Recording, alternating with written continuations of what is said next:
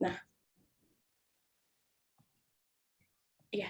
Dan dengan pembahasan materi meliputi yang pertama latar belakang pertempuran Ambarawa yang akan disampaikan oleh Ayu Meila, yang kedua ada jalannya pertempuran Ambarawa yang disampaikan oleh Adinda Nurfakia, dan yang ketiga ada beberapa tokoh dalam pertempuran Ambarawa yang akan dijelaskan oleh saya sendiri, Sesmita. Lalu yang terakhir ada dokumenter dari pertempuran Ambarawa itu sendiri. Untuk Ayu Meila, dipersilahkan. Iya, baik Sesmita atas waktunya. Baik, yang materi yang pertama itu adalah bagaimana latar belakang dari pertempuran Ambarawa. Slide selanjutnya, Sa.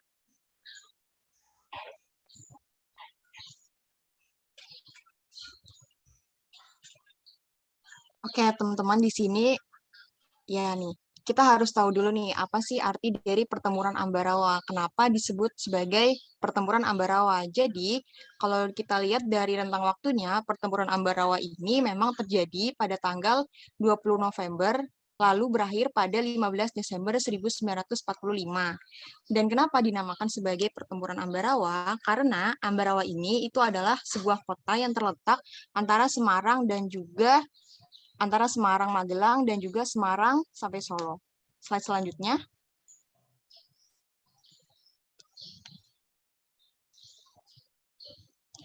Nah, di sini untuk kenapa bisa terjadi pertempuran Ambarawa itu karena ada latar belakangnya tersendiri, teman-teman. Di sini ada penyebabnya juga, di mana dari pertempuran Ambarawa ini, latar belakang peristiwanya ini karena adanya insiden yang terjadi di Magelang.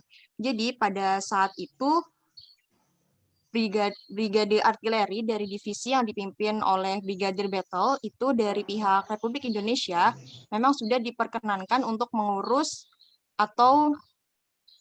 sebuah pelucutan pasukan Jepang dan juga melakukan evakuasi 19.000 internitan sekutu atau biasa disebut dengan APW yang berada di kamp kayak seperti sebuah tempat gitu di Banyu Biru, Ambarawa atau Magelang.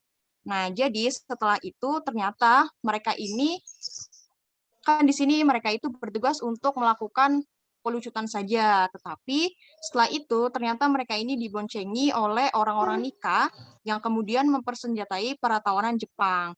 Selain selanjutnya,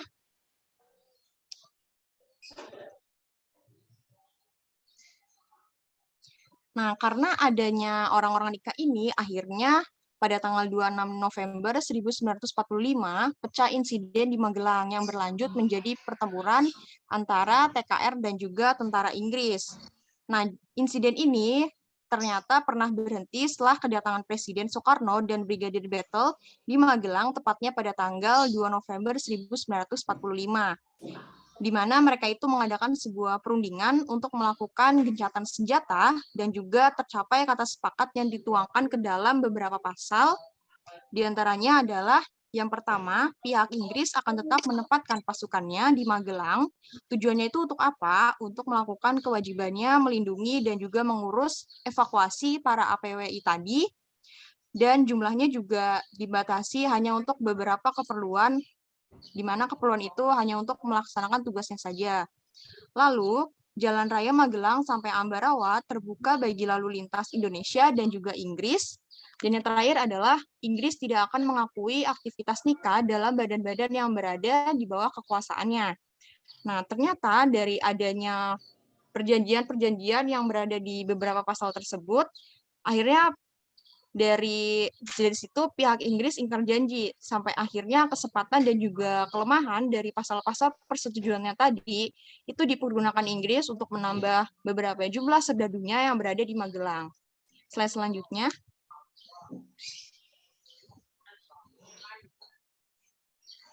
Nah, ini sudah dijelaskan tadi ya. Lalu pada tanggal 20 November 1945, akhirnya di Ambarawa pecah pertempuran ya, antara TKR di bawah pimpinan Mayor Sumarto dan juga pasukan Inggris.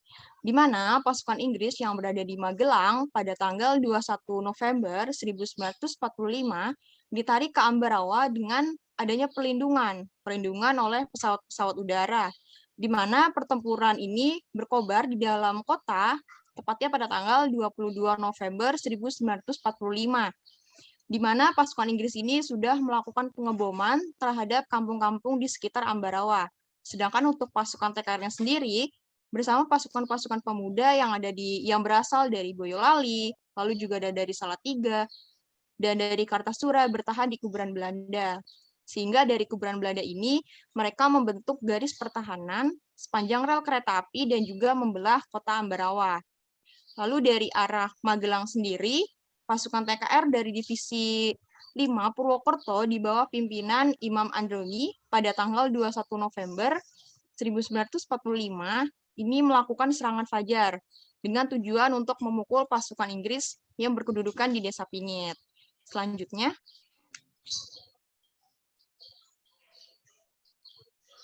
oke, untuk selanjutnya akan dijelaskan oleh Adi dan Nurfakia mengenai jalannya pertempuran Ambarawa. Oke, baik. Terima kasih, Meila. Di sini saya akan membahas tentang jalannya pertempuran Ambarawa. Seperti yang tadi Meila sudah katakan bahwa pertempuran Ambarawa ini dimulai pada tanggal 20 November tahun 1945. Kemudian adanya serangan di beberapa perkampungan yang ada di Ambarawa. Adapun di sini saya akan membahas tentang bantuan-bantuan dari para divisi resimen TKR yang ada di Jawa Tengah. Yang pertama itu ada dari Divisi 5 Purwokerto yang dipimpin oleh Imam Androni. Yang kedua itu ada dari Divisi Batalion 10 Divisi 3 Yogyakarta yang dipimpin oleh Mayor Soeharto. Yang ketiga itu dari Batalion 8 Yogyakarta yang dipimpin oleh Mayor Sarjono. Yang keempat dari Batalion Sugeng. Yang kelima ini dari Batalion Yogyakarta yang dipimpin oleh M. Sarbini. Dan yang keenam dari Batalion Polisi Istimewa yang dipimpin oleh Orni Sastro Atmojo. Nah, kalian perlu ketahui di sini teman-teman kalau satu batalion itu terdiri dari 700 sampai 1000 tentara. Nah, jika kita kalikan 6, misalnya ada 1000 orang tentara, berarti di sini jumlah dari TKR itu ada kurang lebih 6.000 tentara. Lanjut.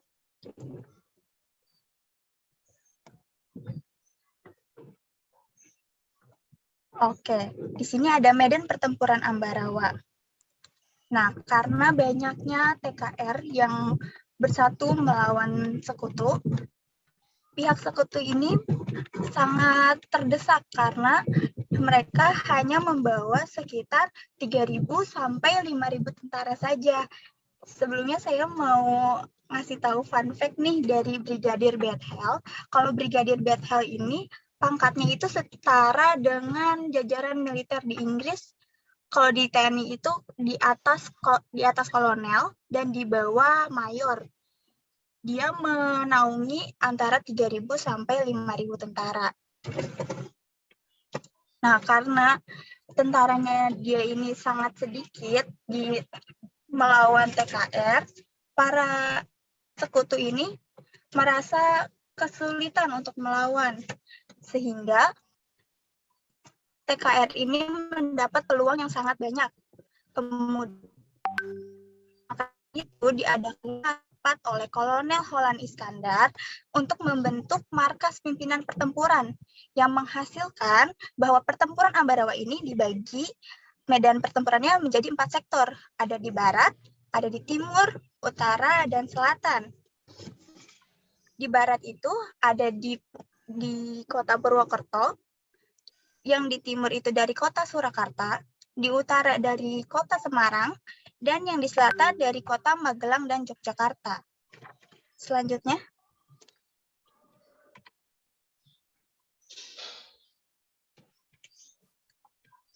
Nah, karena dari segala arah mata angin terjadi penyerangan, maka dari itu pihak sekutu mulai merasa terdesak dan mereka mulai berlindung di benteng yang berada di tengah-tengah kota Ambarawa.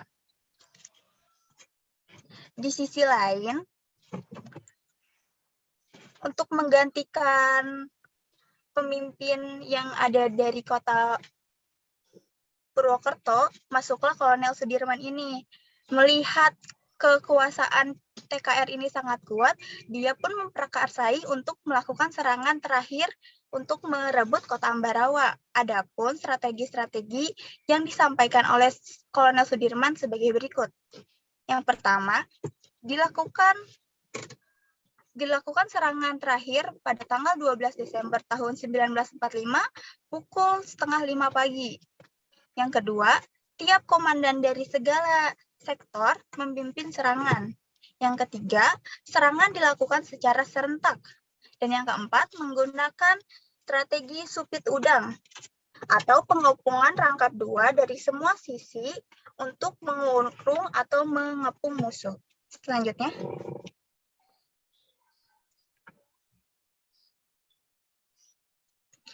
Nah, esok harinya pada tanggal 12 Desember tahun 1945, serangan dari segala penjuru dari barat, utara, selatan, dan timur itu dilakukan. Nah, dalam waktu 1,5 jam, pihak TKR ini dapat merebut sebagian dari kota Ambarawa. Kemudian, pengepungan itu dilakukan pada tanggal 12 Desember sampai tanggal 15 Desember, yaitu 4 hari. Dari situ sekutu mulai terkepung dan mulai menyingkir ke arah utara. Sehingga pada tanggal 15 Desember tahun 1945, sekutu meninggalkan kota Ambarawa menuju kota Semarang dan pesisir atas lainnya. Nah, kenapa sih kota Ambarawa ini pengen sekutu kuasai? Karena jika sekutu menguasai kota Ambarawa, kota-kota lainnya seperti Yogyakarta, Semarang, Surakarta itu dapat dikuasai juga oleh sekutu. Selain itu, kenapa sekutu juga memulai serangan dari Ambarawa?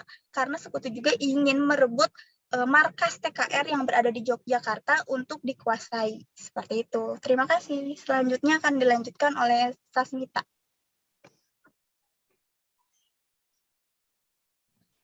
Ya, terima kasih Adinda dan Ayomela. Di sini saya Sasmita akan menjelaskan atau melanjutkan penjelasan yang sudah dijelaskan oleh Ayomela dan Adinda, yaitu tokoh-tokoh dalam pertempuran Ambarawa. Yang pertama itu ada Letnan Kolonel Isdiman. Nah, siapa sih Letnan Kolonel Isdiman? Jadi Letnan Kolonel Isdiman merupakan seorang komandan dari Resimen Tentara Keamanan Rakyat pihak Banyumas yang memimpin pasukan saat melakukan penyerangan. Jadi pada saat pertama kali penyerangan dilakukan oleh sekutu, si Letnan Kolonel Isdiman ini langsung mengambil alih pasukan Tentara Keamanan Rakyat pihak Banyumas. Sayangnya beliau meninggal karena tertembak sekutu. Dan pada saat ingin dibawa ke arah Magelang, beliau pun meninggal di perjalanan. Seperti itu. Lalu yang kedua ada Kolonel Jenderal Besar Sudirman. Jadi si Letnan Kolonel Isdiman itu adalah salah satu orang kepercayaan atau tangan kanan dari Jenderal Sudirman. Nah, setelah Jenderal Sudirman tahu kalau misalnya Letnan Kolonel Isdiman ini meninggal, Sudirman pun merasa sangat marah dan akhirnya memutuskan untuk langsung terjun dalam pertempuran Ambarawa itu sendiri. Nah, Jenderal Sudirman ini salah satu tokoh yang terkenal dengan strategi capit supit urang atau jika diterjemahkan menjadi capit udang seperti yang sudah dijelaskan oleh Adinda tadi. Kalau Kolonel Sudirman adalah orang yang pertama kali mengusulkan untuk menggunakan strategi supit udang pada saat penyerangan terakhir. Nah, Kolonel Sudirman ini langsung mengadakan koordinasi bersama komando-komando saat itu sehingga membuat pasukan sekutu terdesak. Jadi gimana sih strategi supit urang? Seperti yang sudah dijelaskan tadi, strategi supit urang ini adalah strategi mengepung sekutu. Jadi pada saat itu tentara Indonesia dibagi menjadi 3 bagian. Yang pertama ada di tengah dan yang kedua ada di kanan sama kiri. Di saat pihak pertama yaitu pihak tengah melakukan penyerangan terhadap sekutu, pihak kanan dan pihak kiri akan mengepung tentara sekutu, di mana tentara sekutu akan merasa terjebak dan akhirnya diserang melalui berbagai arah seperti depan, kanan dan juga kiri. Gitu. Karena itu juga mengapa dinamakan sebagai strategi supit urang, kayak emang dipepet gitu kayak capit udang kayak gitu. Lalu selanjutnya ada Kolonel Jenderal TNI Mas Sarbini Matohirjo. Nah, sepeninggal dari Letnan Kolonel Isdiman tadi, Mas Sarbini Matohirjo lah orang yang mengambil alih kepemimpinan Tentara Keamanan Rakyat setelah Letnan Kolonel Isdiman, seperti itu. Yang terakhir ada Brigadir Betel. Nah, seperti yang sudah dijelaskan, sudah di-mention tadi sama Ayu dan juga Adinda, kalau misalnya Brigadir Betel adalah orang pemimpin pasukan yang pertama kali datang ke Indonesia untuk melucuti tentara-tentara Jepang. Iya, niatnya seperti itu awalnya. Dia juga adalah orang yang melakukan perundingan bersama Presiden Soekarno pada saat gencatan senjata antara sekutu dan juga pihak Indonesia. Nah, seperti yang sudah Ayu sampaikan tadi, kalau perundingan ini menghasilkan beberapa pasal yang nantinya akan juga dikhianati sendiri oleh pihak sekutu itu sendiri, di mana sekutu di pasal itu sekutu berkata kalau misalnya pasukan tidak menyetujui adanya nikah, padahal pada saat itu mereka adalah orang yang memboncengi nikah itu sendiri kayak gitu.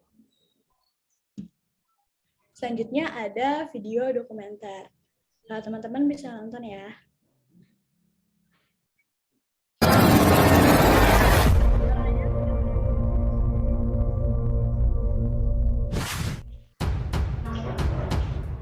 Halo sahabat Historia, kembali lagi di channel YouTube Historian Story.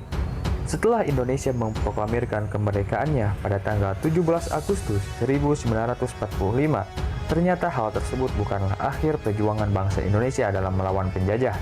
Pada saat itu terjadi pertempuran kembali di beberapa tempat karena Inggris datang kembali yang kali ini memboncengi Nika. Salah satu pertempuran yang terkenal saat itu adalah Pertempuran Ambarawa. Dan di video kali ini Historian Story akan membahas mengenai sejarah Pertempuran Ambarawa.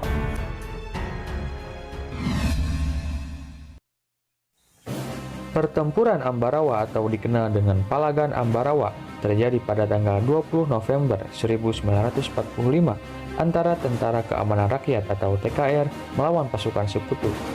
Ambarawa merupakan sebuah kota yang terletak di antara dua kota, yaitu Semarang dan Magelang, juga antara Semarang dan Salatiga. Peristiwa pertempuran ini pada awalnya dilatar belakangi oleh mendaratnya pasukan Inggris dari Divisi India ke-23 di kota Semarang pada tanggal 20 Oktober 1945.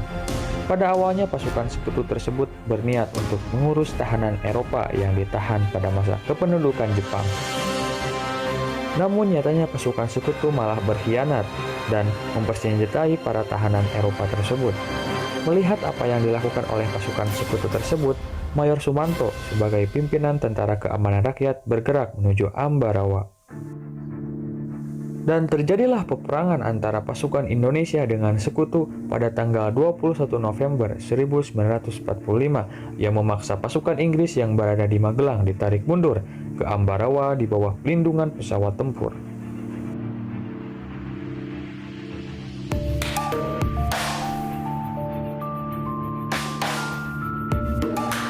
Pada tanggal 22 November 1945, pertempuran berkobar di dalam kota. Perlawanan yang dilakukan oleh pasukan Indonesia memaksa pasukan Inggris melakukan gencatan senjata terhadap perkampungan di sekitar Ambarawa. Kesepakatan gencatan senjata tersebut lantas membuat pasukan TKR yang berada di Ambarawa bersama dengan pasukan TKR lainnya dari Salatiga, Boyolali, dan Kartasura bertahan di sebuah tempat yang bernama Kuburan Belanda. Sehingga mereka membentuk garis medan di sepanjang rel kereta api yang membelah dua kota Ambarawa. Setelah kesepakatan gencatan senjata berakhir, pertempuran antara kedua belah pihak berkobar kembali dan kali ini semakin sengit. Namun, pada tanggal 26 November 1945, Letnan Kolonel Istimani yang merupakan pimpinan pasukan dari Purwokerto gugur. Dan pada saat itulah Kolonel Sudirman, Panglima dari Divisi 5 di Purwokerto mengambil alih pimpinan pasukan tersebut. Situasi pertempuran membuat pihak sekutu semakin terpojok. Melihat situasi tersebut, pasukan TKR berinisiatif membuat sebuah rencana serangan yang terakhir kalinya. Rencana serangan tersebut antara lain, pertama, serangan dilakukan serentak dan mendadak dari semua sektor. Kedua, setiap komandan sektor memimpin pelaksanaan serangan. Ketiga, pasukan Badan Perjuangan atau Laskar menjadi tenaga cadangan. Dan yang terakhir, hari serangan dilangsungkan pada pukul 04.30 pagi hari. Dan pada tanggal 12 Desember 1945 pagi hari, rencana tersebut pun akhirnya dilaksanakan. pasukan TKR bergerak menuju pos-posnya masing-masing. Hanya dalam waktu setengah jam, pasukan TKR berhasil mengepung pasukan musuh yang berada di dalam kota. Pertahanan sekutu yang terakhir dan terkuat yang berada di Benteng Willem yang terletak di tengah-tengah kota Ambarawa dikepung oleh pasukan TKR selama 4 hari 4 malam. Dan pada akhirnya, sekutu yang merasa kedudukannya semakin terdesak berusaha untuk mundur dari medan pertempuran. Hingga akhirnya pada tanggal 15 Desember 1945, sekutu meninggalkan kota Ambarawa dan mundur ke kota Semarang. Dengan demikian, kota Ambarawa kembali dikuasai oleh tentara Indonesia dan terbebas dari penjajahan.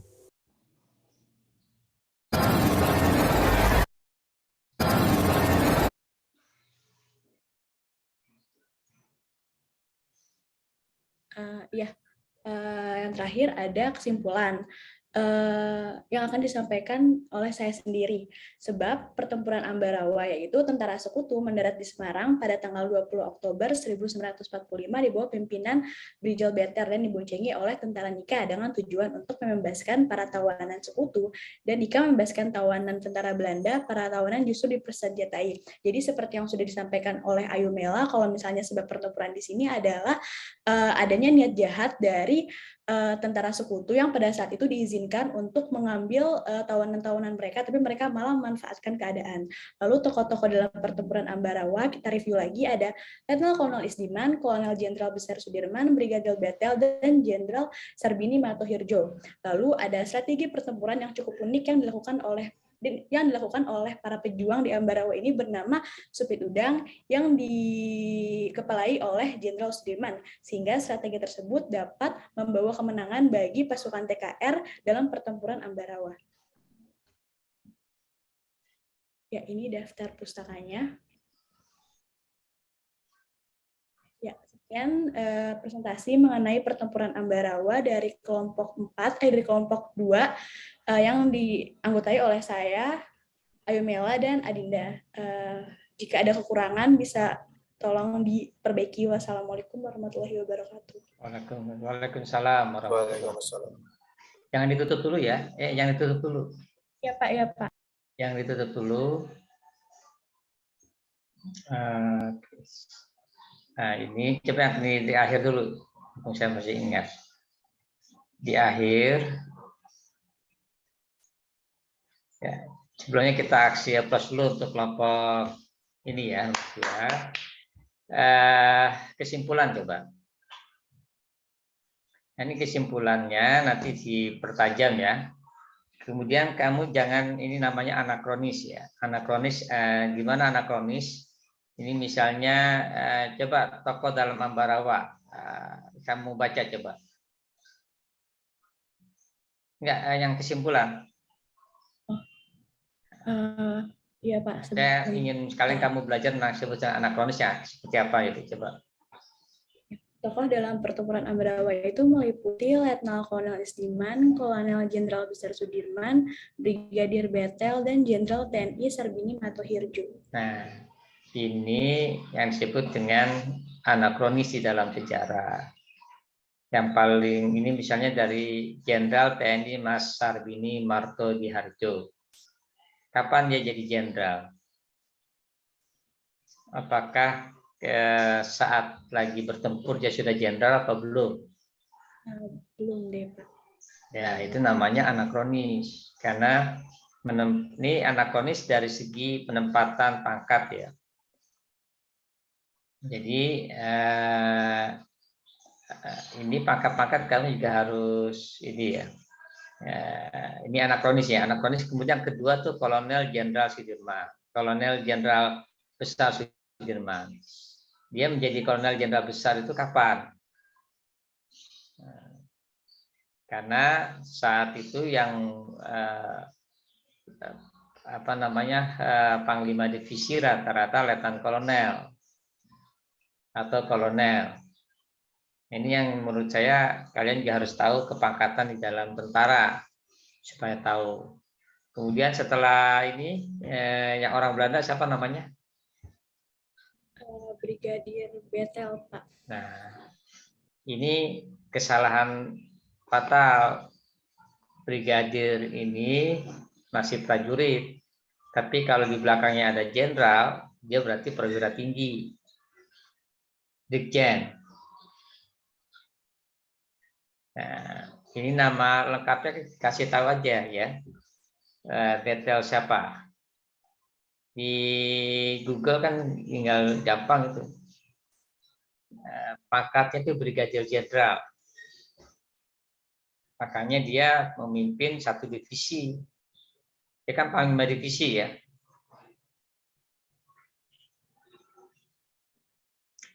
Di Semarang. Nah, ini coba Sasmita atau Ayu cari Jenderal Betel. Siapa Jenderal Betel? Ini sesuatu yang gampang dicari untuk yang di zaman digital ini ya. Misalnya saya juga ikut cari, coba kamu cari Jenderal Betel, Dirjen Betel. Di share screen atau gimana Pak? Ya, boleh di screen. Sebentar ya Pak. Ya. Jenderal Betel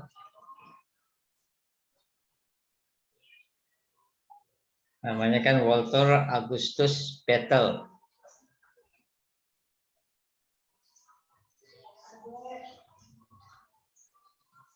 Ya.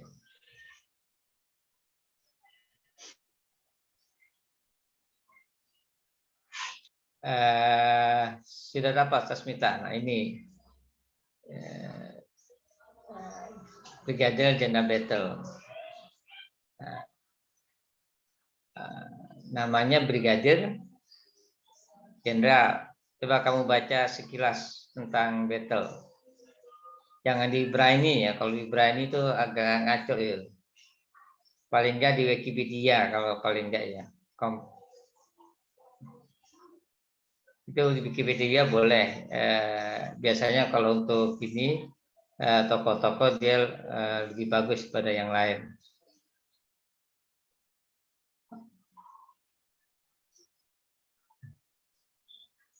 Oke. Coba kamu buka coba. Pangkat terakhirnya apa? Dan ketika dia ke Semarang pangkatnya apa? Iya Pak. Bicaranya gitu ya. Oke, kembali ke sana. Oke. Kembali ke ini, kemana ke screenshot ya. Ya. Jadi diperbaiki ya kesimpulannya. Kesimpulan diperbaiki. Kesimpulannya juga latar belakang pertempuran Ambarawa ini ada rumusan masalah di awal harusnya.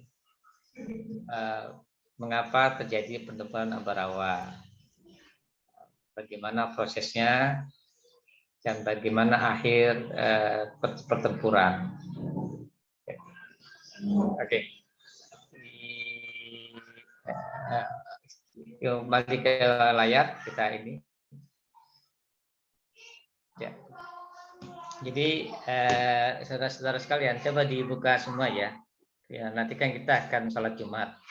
Jadi yang belum dibuka biar saya bisa memastikan kalian ada di dalam perkuliahan. Kecuali yang sedang vaksin ya, tidak perlu ya. Siapa namanya? Karena lagi vaksin, saya kira nanti terganggu juga vaksinnya. Yang lain dibuka semua kameranya. Saya bisa lihat Fakhri, Amalia, Fakhri Aditya, Aninda Nur Faika kan lagi di jalan. Dan saudara-saudara tadi kelompok 2 sudah memaparkan tentang pertempuran Ambarawa. Nah, pertempuran ini adalah pertempuran heroik dan satu-satunya kita menang di sini. Di tempat lain kalah. Dari Bandung, Medan, Surabaya, hanya di Ambarawa kita menang. Tetapi Semarang tetap aja dikuasai sama sekutu. Ini nanti dijelaskan lebih baik. Dan tadi film yang tadi itu campur tuh antara dokumenter sama film yang terkini ya. Itulah hoax-nya di sejarah ya. Kita kadang-kadang orang dengan tujuan lain mencampur antara dokumenter dengan film tentang Ambarawa. Oke, kita juga harus waspada ya. Tapi tidak apa-apa itu sebagai ilustrasi. Jadi nanti kalau tadi misalnya kelompok ini menggambarkan Ambarawa di antara Semarang dengan Solo, Solo dengan Salatiga, Semarang dengan Magelang, kemudian Solo Salatiga, itu berarti kan ada di perempatan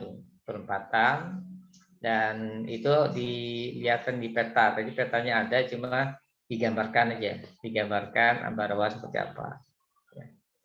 Nah, nanti pertempuran ini tadi bagus ya, sudah tahu satu batalion berapa, satu divisi berapa. Di tentara ini pertama grup, satu grup itu biasa 10.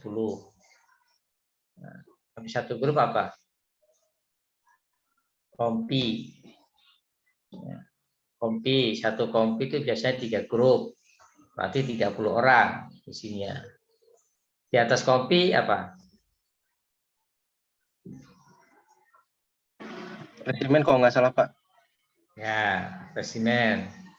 Habis resimen batalion. Batalion yang tinggi besar ya. Kalau di dalam catur batalion kayak benteng, itu batalion, itu benteng. Ya. Nah, di batalion itu dipimpin oleh divisi.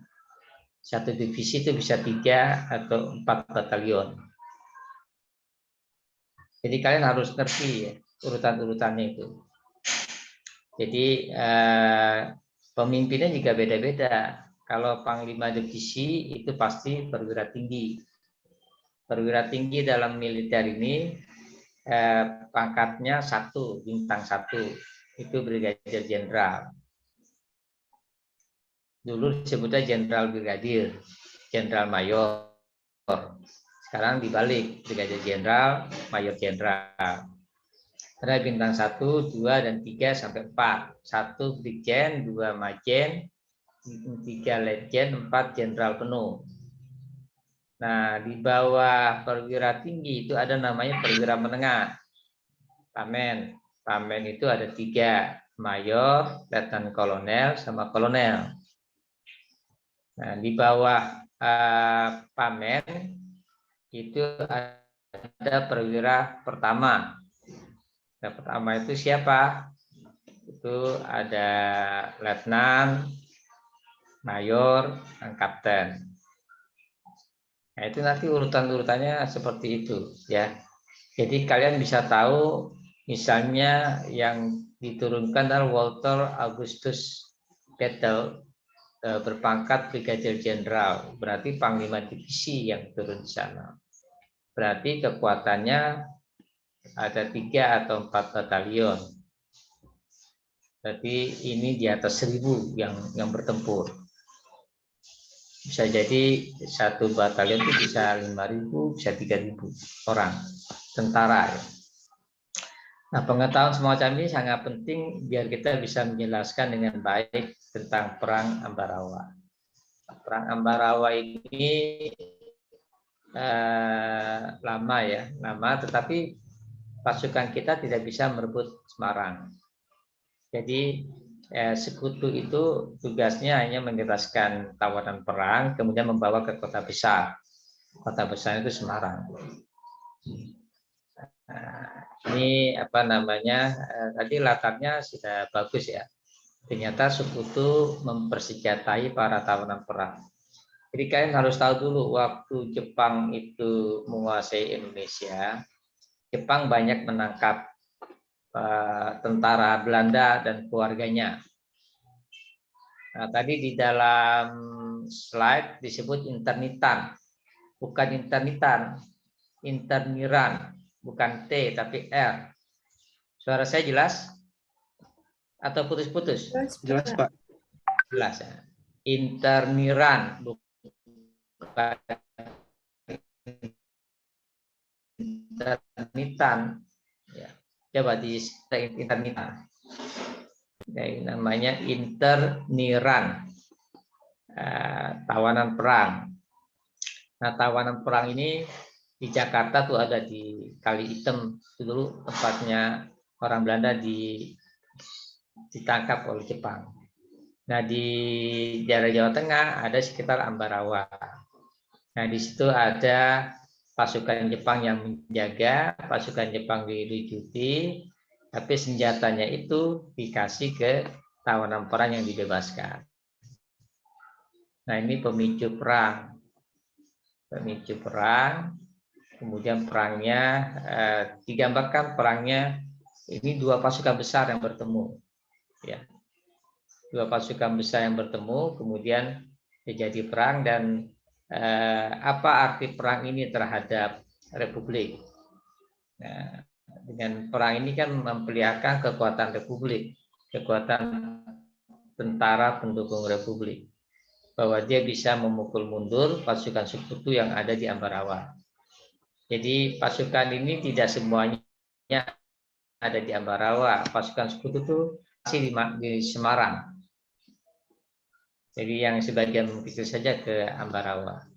Perlu dicari juga tuh, benar nggak Brigjen Battle itu ada di Ambarawa? Karena Brigjen Battle itu adanya di Semarang, di markasnya. Kemungkinan yang ke Ambarawa itu pasukan di bawahnya, mungkin pimpinan batalion, namanya Danjon, komandan batalion. Kalau divisi panggilannya Pangdip, Panglima Divisi. Nah, di bawah Panglima Divisi itu komandan semua. Ada Danyon, ada Danrem, komandan resimen, kemudian ada Danki, komandan kompi, kemudian ada Danru, komandan legu. Hal-hal seperti itu di yang lain juga harus ini ya, ketika berbicara tentang pertempuran-pertempuran. Dan perlu diingat, kita itu dulu belum ada jenderal. Belum ada jenderal, pangkat tertinggi kolonel. Kolonel dan letnan kolonel. Itu yang memimpin divisi. Itu ya. Nanti diperbaiki PPT-nya dan makalahnya nanti diperbaiki, menggambarkan tentang perang. Oke, selanjutnya silakan saya serahkan lagi kepada kelompok 2. Kita sampai jam ini ya, jam 11:30 ya. Iya Pak. Oke, silakan. Ya, sekian presentasi dari kelompok 2, teman-teman. Kalau misalnya teman-teman masih ada yang belum paham, bisa tanya ke kelompok 2. Ada yang mau nanya?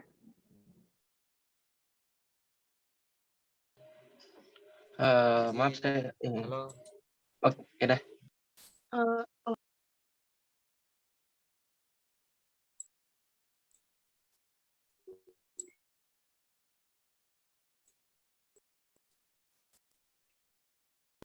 Oke, Kak, aku mau izin nanya boleh? Iya, boleh. Iya, mungkin tadi udah sempat disinggung sama Pak Abdul Syukur ya. Kalau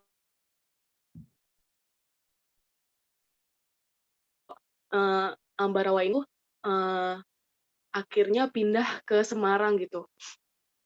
Suara aku putus-putus gak, Sasmita? Enggak kok, jelas. Oh ya, Jelas, silakan. Saya juga dengar jelas. aku mau nanya sih, kenapa bisa, sebenarnya kenapa Semarang ini kan masih termasuk wilayahnya Ambarawa ya tadi ya, kalau nggak salah sempat disinggung, itu masih wilayah Ambarawa, itu masih perbatasan di bagian itu. Kenapa Jenderal Sudirman ini tidak nggak mikirin impact-nya, oh ternyata pasukan sekutu ini bisa mundurnya ke Semarang gitu, pada masih dekat kan wilayahnya sama Ambarawa, apakah nantinya akan ada serangan lagi gitu, karena kan masih deket nih sama Ambarawa gitu sih. Makasih Sasmita. Suaranya jelas ya, maaf kalau agak kurang jelas. Jadi intinya kenapa Sudirman itu tidak memikirkan adanya serangan balasan gitu ya? Iya, ya karena kan dekat ya wilayahnya ya. Oke, makasih. Ada lagi yang mau tanya? Benin ya. Ben mau nanya apa, Ben?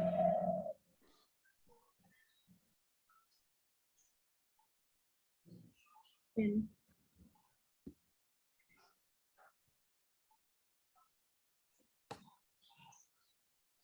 Nah, silakan dilanjut.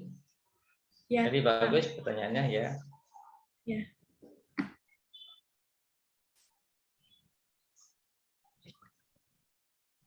Ya, ada lagi yang mau tanya? Saya. Ya. Oke. Saya Mas Kristiono mau bertanya. Jadi tadi kan seperti yang disinggung oleh Pak Abdul Syukur bahwa di pertemuan Ambarawa ini sekutu satu-satunya pertemuan di mana sekutu kalah dan kita pasukan Republik menang. Nah, saya mau tanya itu faktornya apa ya? Kenapa bisa sekutu kalah gitu di Ambarawa sedangkan di tempat lain mereka menang besar gitu? Oke, makasih Marcel. Ada yang mau nanya lagi? Ben, kenapa Ben?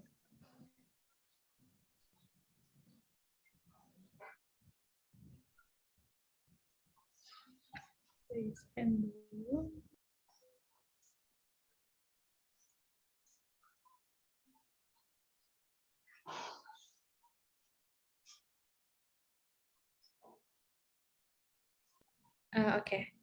Mungkin sekiranya boleh saya kelompok 2 mau diskusiin dulu untuk menjawab pertanyaannya, nggak apa-apa nggak Pak? Nggak apa-apa. Sambil kelompok 2 ini, saya beli gambaran ya. Jadi tentara sekutu itu kan ingin mengambil alih Indonesia. Nah, mengambil alih Indonesia itu kan pusatnya ada di Jakarta. Nah, tentara sekutu ini datangnya kebanyakan dengan laut, karena Inggris kan sangat kuat angkatan lautnya. Jadi seluruh pelabuhan-pelabuhan besar di Jakarta, di Indonesia itu didatangi pasukan Inggris, pasukan sekutu. Misalnya pelabuhan Medan, itu yang nanti ada Medan Area ya yang membahas.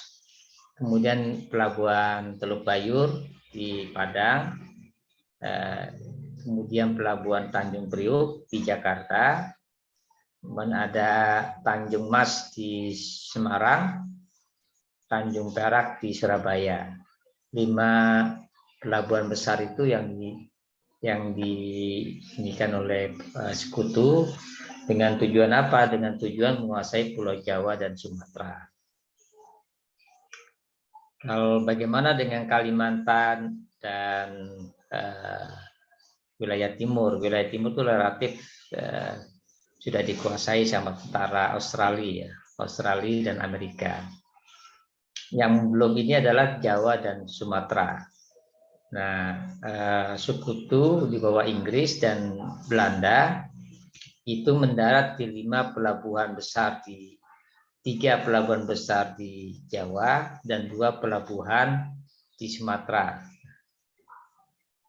Nah, ini mereka bermarkas di kota besar. Seperti kasus yang sekarang kalian bahas di Ambarawa, di Perang Ambarawa, itu sekutu bermarkas di Semarang. Kemudian dia menjalankan tugas untuk membebaskan para tahanan atau inteniran yang ditahan Jepang di Magelang. Di Magelang, ini kemudian di sana terjadi pertempuran antara tentara PKR dan Laskar dengan sekutu. Nah, nanti kan seperti kelompok ini ketegangan itu kan kemudian didinginkan, didamaikan oleh Presiden Soekarno. Nah, tetapi kemudian terjadi lagi pertempuran karena tentara sekutu yang dikepung di Magelang ternyata mundur ke Ambarawa. Nah, itu tentara Republik itu mengejar tentara sekutu di Ambarawa. Di Ambarawa mengejar, kemudian sampai bertahan di sana. Nah, masalahnya ada berapa batalion yang ada di benteng Ambarawa itu. Ini nggak mungkin satu divisi, karena sebagian besar tentara sekutu itu ada di Semarang. Ya, memang jadi pertanyaan kenapa tentara sekutu Semarang tidak memberikan bantuan atau tidak membalas seperti di Surabaya. Nah, ini menjadi pembahasan sebenarnya. Kalau di Surabaya kan sekutu benar-benar membalas itu, benar-benar dihancur leburkan ya Surabaya itu. Nah, tapi di Ambarawa dia tidak, padahal dia kalah ya. Jadi kenapa? Nah, ini perlu dicarikan jawabannya. Ya. Oke, silakan Sasmita. Pertanyaan tadi apa yang di teman-teman kamu tanyakan? Sudah? Iya, saya mau coba menjawab pertanyaan dari Marcel dulu, Pak. Silakan. Tadi kan Marcel nanyanya kenapa di sini pasukan sekutu itu bisa kalah sama pasukan Indonesia, sementara di pertempuran-pertempuran lainnya itu sekutu tuh bisa menang telak gitu, bahkan kita banyak memakan korban kayak gitu. Nah, seperti yang sudah dijelaskan sama Dinda tadi, kan pas pertempuran Ambarawa itu tuh kita ada beberapa batalion ya, ada 6 batalion yang sekiranya satu batalion itu ada 800 sampai 1.000 tentara gitu. Sementara dari sekutunya sendiri hanya membawa kan ada 6 batalion. Nah, satu batalion itu sekiranya ada 800 sampai 1.000 orang. Jadi kalau misalnya 1.000 dikali 6 itu ada 6.000 pasukan yang saat itu ikut dalam pertempuran Ambarawa kayak gitu. Nah, belum lagi adanya tenaga-tenaga cadangan yang mungkin dari warga-warga sekitar yang ikut membantu seperti itu.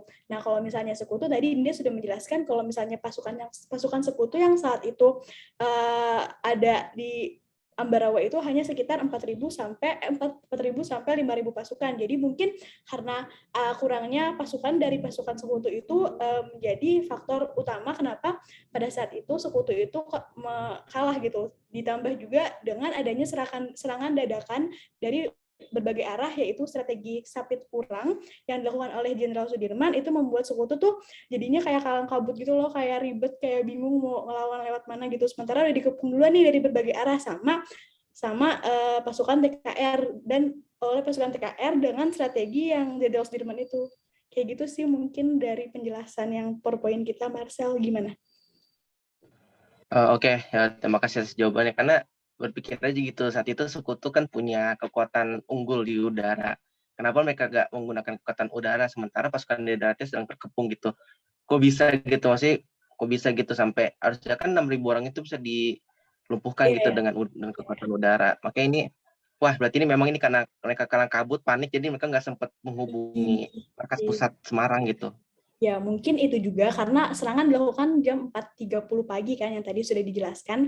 Jadi mungkin mereka belum terlalu siap untuk menerima serangan dari berbagai arah juga, Marcel.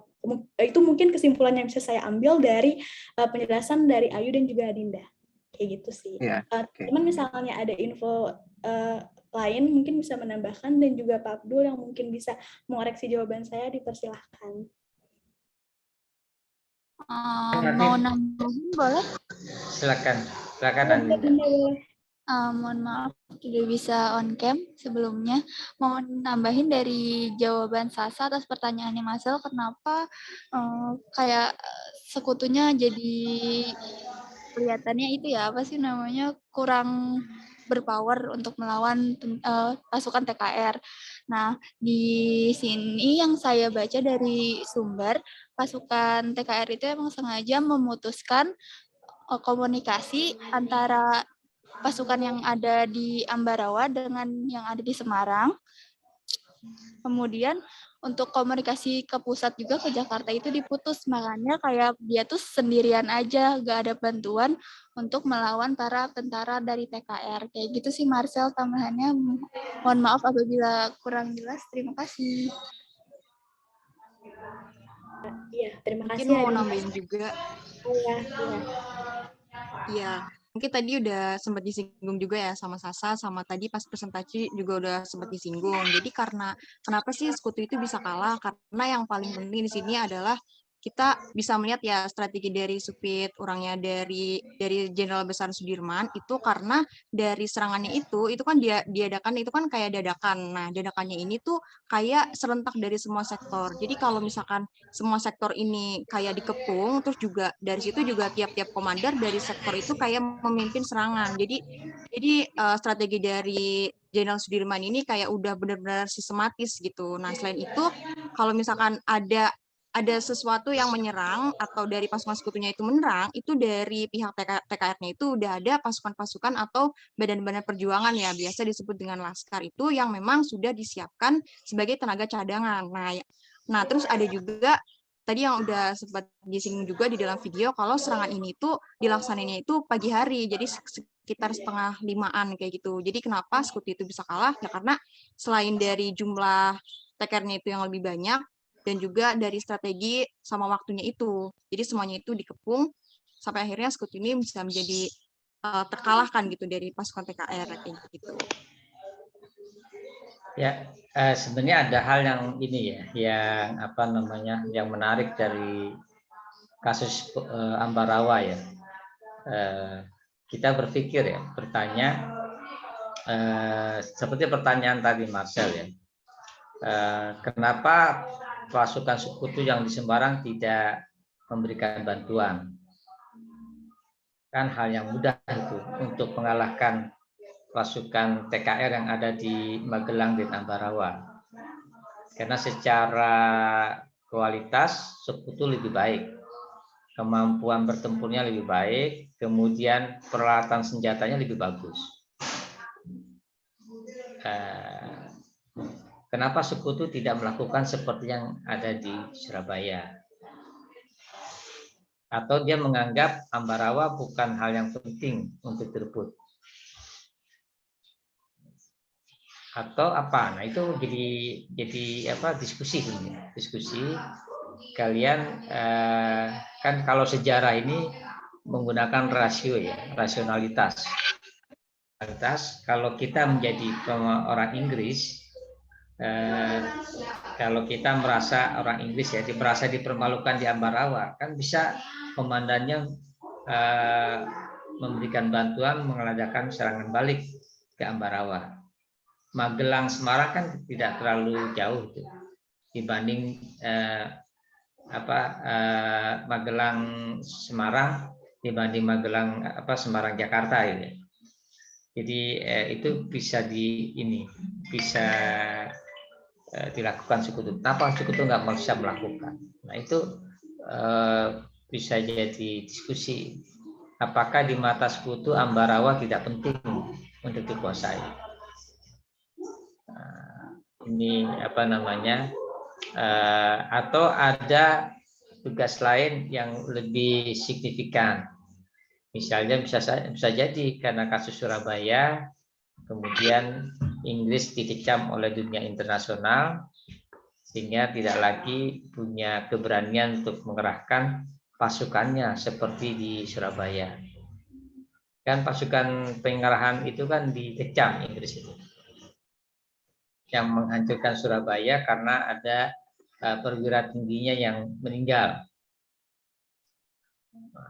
Ini wilayah perdebatan di dalam kajian sejarah. Sambil kalian mengasah daya analisa kalian. Ini masih menyisakan ini ya. Oke, silakan. Saya silakan ke Sasmita untuk lanjut ke pertanyaan kedua.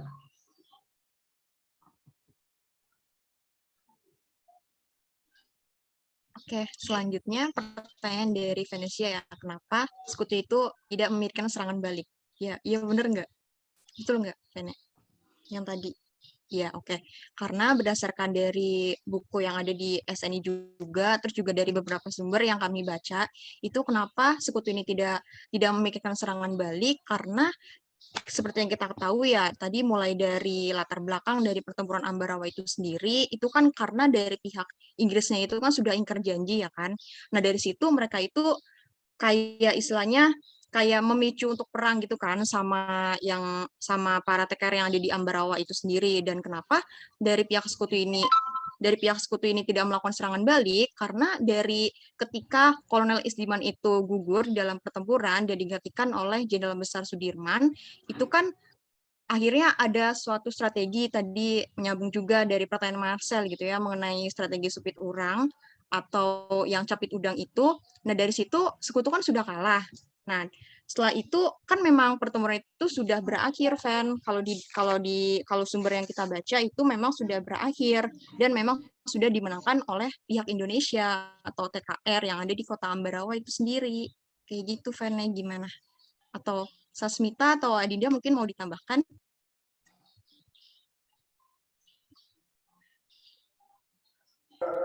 Iya, kayak gitu aja sih, Van. Kalau dari menurut sumber yang kita baca, pertarungan Ambarawa itu berhenti di situ, nggak ada perlawanan lain, perlawanan balasan dari sekutu yang berada di Semarang.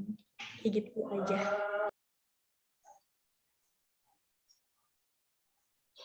Oh iya, ada lagi nih, Ven. Jadi kenapa sekutu itu tidak melakukan serangan balik? Karena ternyata dari adanya pertempuran di Ambarawa ini, kita bisa tahu bahwa ini tuh punya arti yang penting. Bahkan diakui juga sama pihak Inggris kalau pasukan di Indonesia itu sulit ditaklukkan gitu, sekalipun pihak sekutu ini mengerahkan seluruh kekuatannya kayak gitu. Karena mereka itu udah kalah kan, karena dari strategi Jenderal Besar Sudirman kayak gitu, Ven. Gimana? Kurang jelas atau masih ada yang mau ditanyakan, Ven? Udah, kasih kelompok 2 untuk jawabannya.